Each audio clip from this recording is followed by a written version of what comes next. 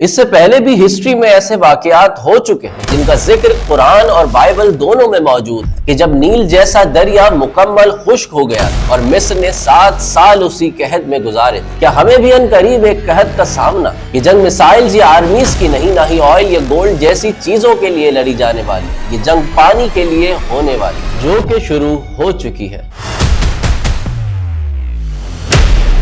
پانی کا ایک ایک قطرہ وقت گزرنے کے ساتھ نایاب ہوتا جا رہا ہے۔ پینے کا وہ صاف پانی جس سے فصلیں اگتی ہیں، انڈسٹریز چلتی ہیں اور جو انسانوں کے پینے کے لائق ہے، وہ ہماری ارض پر موجود کل پانی کا صرف 2.5% ہے، جبکہ دریاؤں کا پانی کافی تیزی سے نیچے جانا شروع ہو گیا، یعنی اگلے کچھ عرصے میں ہی تقریباً آدھی دنیا شدید پانی کی کمی کا سامنا کر سکتی ہے۔ لیکن کیا ہوگا اگر پینے کا پانی بالکل بھی نہیں بچے؟ سب سے پہلے کھیت اور فصلیں مر جائیں گی اور کھانے پینے کی چیزوں کی قیمتیں آسمان سے باتیں کرنے لگیں گی۔ پھر صفائی نہ ہونے کی وجہ سے ہائیجین کے مسئلے یعنی بیماریاں بہت تیزی سے بڑھیں گی۔ تیسرا، پاور پلانٹس کام کرنا بند کر دیں گے، فیکٹریز بند ہو جائیں گی اور معیشت گرنے کی طرف آ جائے گی، اور بالآخر لوگوں کو اپنی جگہ چھوڑنی پڑ جائے گی، ہجرت کرنی پڑ جائے گی۔ ہالی ووڈ کی تباہی والی موویز کو بھول جائیں، اگر پانی کے ذخیرے خشک ہو جائیں تو تباہی بہت تیز اور بے رحم ہوگی۔ انسانی جسم 70% پانی ہے، پانی کے بغیر جسم فوراً کام کرنا چھوڑ دے گا۔ صرف پیاس ہی نہیں، صفائی نہ ہونے کی وجہ سے خطرناک بیماریوں کا طوفان آ جائے گا۔ زراعت اور ایگریکلچر میں بھی تقریباً اتنا ہی پانی استعمال ہوتا ہے۔ پانی ختم تو فصلیں ختم،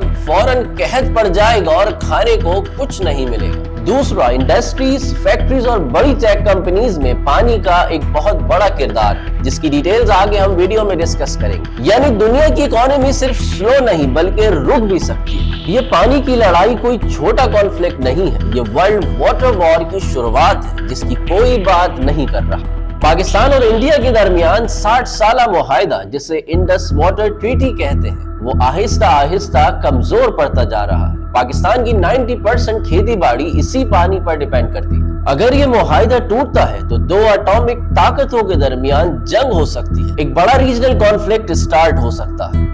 دوسری طرف ایران کی ڈیمز بھی خشک ہونے کی طرف بڑھ رہی ہیں، یہاں تک کہ وہاں کے حکام نے ایک خوفناک وارننگ بھی دے دی ہے کہ اگر خشک سالی ختم نہ ہوئی تو کیپٹل سٹی تہران، جہاں 1 کروڑ سے زیادہ لوگ رہتے ہیں، ان کو پانی بہت مشکل سے اور لمیٹڈ اویلیبل ہوگا۔ یہ شاید شہر خالی کرنا پڑ جائے۔ یہ پانی کا بحران دنیا کو 2 حصوں میں بانٹ رہا، ساحلی ممالک جنہیں کوسٹ لائن نیشنز بھی کہا جاتا ہے، اور دوسرے خشکی میں گھرے ممالک جنہیں لینڈ لاک نیشنز کہا جاتا ہے۔ کوسٹ لائن نیشنز جن کے پاس سمندر ہے، وہ کھارے پانی کو میٹھا بنانے والے پلانٹس جنہیں ڈیسیلینیشن پلانٹس کہتے ہیں لگا رہے ہیں، جیسے اسرائیل یہ کام آلریڈی کر رہا ہے۔ یہ بہت ہی مہنگا اور بہت ہی زیادہ انرجی کنزیوم کرنے والا پروسیس ہوتا ہے۔ یہ وہ ممالک ہیں جو پیسے اور ٹیکنالوجی کی مدد سے خود کو بچا سکتے ہیں، جبکہ لینڈ لاک نیشنز یعنی جو چاروں طرف زمین سے گھرے ہیں اور دریاؤں پر انحصار کرتے ہیں اور ایک دوسرے سے معاہدوں کے سہارے خود کو سیف رکھے ہوئے ہوتے ہیں، یہ ممالک کا ایک واحد سہارا بارش کا پانی جمع کرنا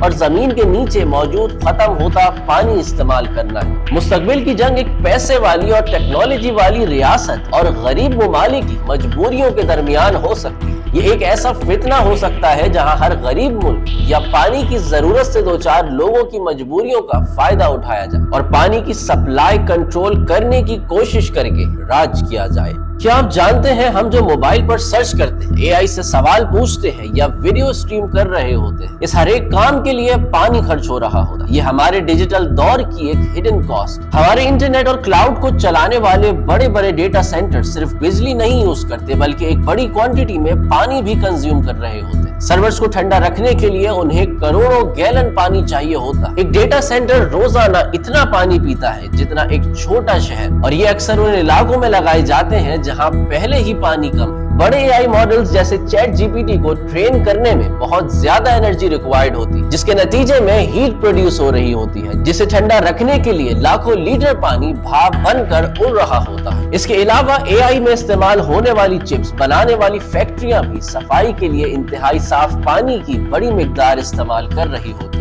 اس چیز سے نمٹنے کے لیے جو سب سے پہلا کام کیا جا سکتا ہے وہ ہے ڈیسیلینیشن۔ ہم سمندر کے پانی سے نمک نکال کر اسے استعمال کر سکتے ہیں۔ یہ ہمیں کبھی نہ ختم होने वाला पानी दे सकता है, लेकिन ये प्रोसेस बहुत ज्यादा एनर्जी कंज्यूम करता है और इससे निकलने वाले न्यूट्रिएंट्स समंदर को भी नुकसान पहुंचा सकते हैं। ये आने वाले मुश्किल वक्त के लिए एक ढाल जरूर है, लेकिन कोई परमानेंट सोल्यूशन बिल्कुल भी नहीं है। दूसरी अहम चीज है रिसाइकलिंग, यानी साफ पानी को एक बार इस्तेमाल करके क्यों फेंका जाए। इस्तेमाल शुदा पानी को दोबारा साफ करके टैप वाटर के पानी से भी ज्यादा बेहतर बनाया जा सकता है। ये पानी का एक रिलायबल सोल्यूशन है, जबकि सबसे बेहतरीन हल बारिश और बारिश के पानी को जमा करने का है। डैम्स और तालाबों में पानी स्टोर किया जाए ताकि जमीन के नीचे का पानी दोबारा भर सके। ये सबसे सस्ता और नेचुरल तरीका है।